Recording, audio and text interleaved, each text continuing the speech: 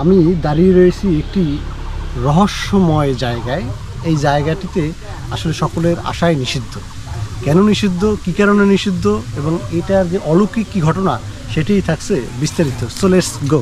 আমরা এই নিষিদ্ধ এবং অলৌকিক জায়গাটিতে এসে এক সাংবাদিক ভাইয়ের সাথে দেখা হয়েছে। তার কাছ থেকে অথেন্টিক কিছু বা এই রহস্যজনক ঘটনাটা একটু আমরা বিস্তারিত জানবো। So let's go. আসসালামু আলাইকুম প্রিয় দর্শক, আমাদের এটা ঐতিহ্যবাহী একটা জায়গা। এই জায়গাটা একটা মানে ডিসের মাঝখানে একটা জায়গা, কিন্তু এটা ডিস ছিল না, একসময় এটা সদর জায়গা ছিল। আমরা যেটা শুনেছি এটা সদর জায়গা ছিল।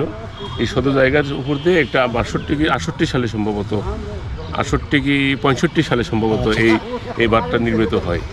এই বাঁধ নির্মাণের সময় যখন আমরা শুনেছি আমরা পরবর্তীতে শুনেছি যে বাঁধ নির্মাণের সময় যখন এই মাটি থেকে যখন বাঁধটা নির্মাণ করা হয় তখন সব এলাকার মাটি কিন্তু তুলতে পারছে, কিন্তু এখানে এসে যখন ওই ভেকু দিয়ে যখন মাটিগুলো উত্তোলন করা হচ্ছিল তখন ভেকুর যে তখন চেন ছিল, তখন তো চেন ছিল মানে হোঁচার সাথে কাঁচি ছিল। সেই কাঁচি যতবারই এখানে মানে লাগাইছে মাটি উত্তোলনের জন্য ততবারই ছিঁড়ে গেছে। মানে শেষ পর্যন্ত মানে ড্রাইভার নাকি মানে মৃত্যু হয়ে গেছে। পরবর্তীতে এই জায়গাটা ছেড়ে দিয়ে অন্য জায়গা থেকে মাটি দিয়ে আবার এটা পূরণ করে দেওয়া হয়েছে। তো তারপর থেকে কিন্তু মানে এটা আর সংরক্ষণ করা হয়নি, সেভাবে সংরক্ষণ করা হয়নি। এখানে এই অবস্থায় আছে। বাঁধ বর্তমান সংস্কার হচ্ছে। এই সংস্কার অবস্থায় এখান থেকে কিন্তু মাটি উত্তোলনের সময় চেষ্টা করছিল এখানে মাটি উত্তোলনের জন্য। যখন এখানকার সার্বিক পরিস্থিতি শুনছে তখন কিন্তু আবার এই জায়গাটা আবারও বাদ দেওয়া হয়েছে। আবারও বাদ দিয়ে অন্য জায়গা থেকে মাটি তুলে আবার তবে অলৌকিক বলতে আমরা এখানে কিছু আমরা দেখিনি। তবে আমি একসময় ছোটোবেলায়, যখন আমি ছোটোবেলাও না মোটামুটি যুব বয়স যখন আমার, সেই সময়টা আমার এক বন্ধুর সাথে আমি একদিন এখানে একটা টং ছিল, বাঁশের একটা খাঁচা টং ছিল, সেই টঙে আমি একদিন ওই বন্ধুর সাথে এসে বসেছিলাম। তো রাত তখন মানে রাত 11টার দিকে বসছি, আমরা 11টা-12টার দিকে বসছি। বসার পরে রাত প্রায় 2টা, 2:30, 3টে মতো বেজে গেছে। যখন 2টা, 3টে বেজে গেছে তখন আমি দেখতেছি যে এই গাছ থেকে কিছু মাটি ঝরঝর করে পড়ছে। তখন আমি আমার বন্ধুদেরকে বললাম যে এখানে তো সমস্যা রে। আমার তখন মনে হয়েছে এখানকার কথাটা মনে হয়েছে যে এখানে তো এই শুনছি আমরা, তো এখানে মনে হয় আর বেশি সময় বোধহয় দেওয়া ঠিক হচ্ছে না, এখানে বোধহয় বিপদ হতে পারে, চল আমরা যাই। এটা আপনার নিজের অভিজ্ঞতায় না, আমি নিজের কথা বলছি, আমি নিজে যেহেতু আমার এই এলাকা।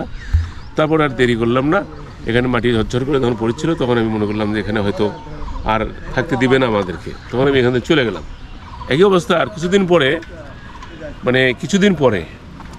পরে দেখি যে অনেক রাত ওইরকম 2টা, 3টে বেজে গেছে। আমরা কিন্তু অনেক রাত চলে যেতাম এখানে, যাত্রা চলতো, যাত্রা শুনে হয়তো বেশি রাত চলে আসতাম।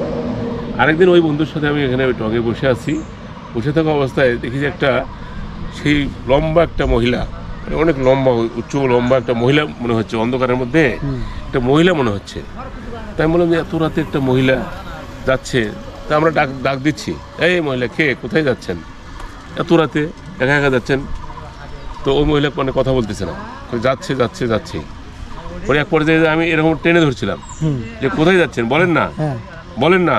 তারপরও সে কথা বলেছিল না, মানে যাচ্ছে মানে ও আমার দিকে ফিরে তাকাবে, সে ফিরে তাকানটাও সে তাকাচ্ছিল না।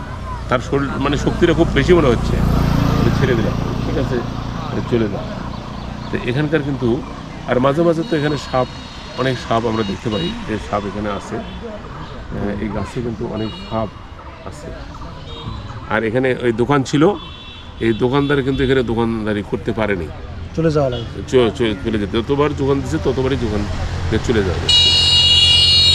মানে এখানকার বাস্তব অভিজ্ঞতা আমরা যতদূর জানি, আমাদের এই বাঁধ নির্মাণ হচ্ছে আইয়ুব সরকারের আমলে, পাকিস্তান আমলে।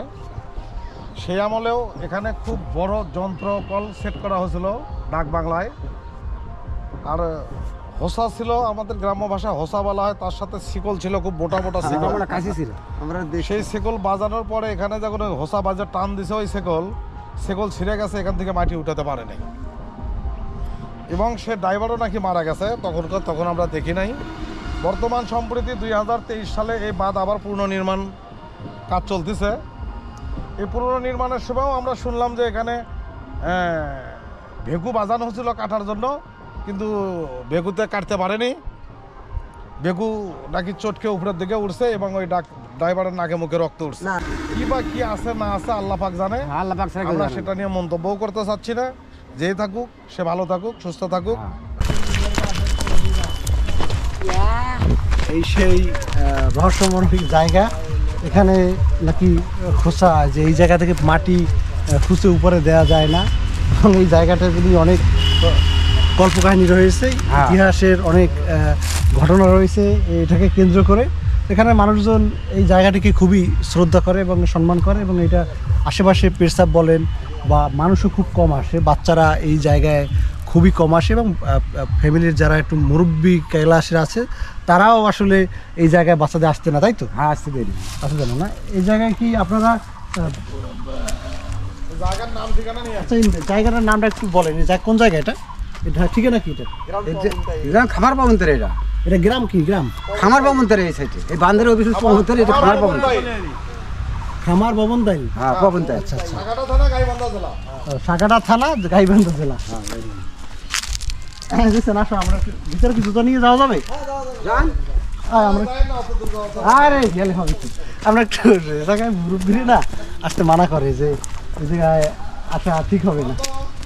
সুন্দর গাছ আছে, এবং সবচেয়ে বড় আবার কি, যে জায়গাটা এটা নিষিদ্ধ, যেতে ভয় লাগে, সেই জায়গায় আমার আবার যাইতে খুব মজা লাগে বেশি।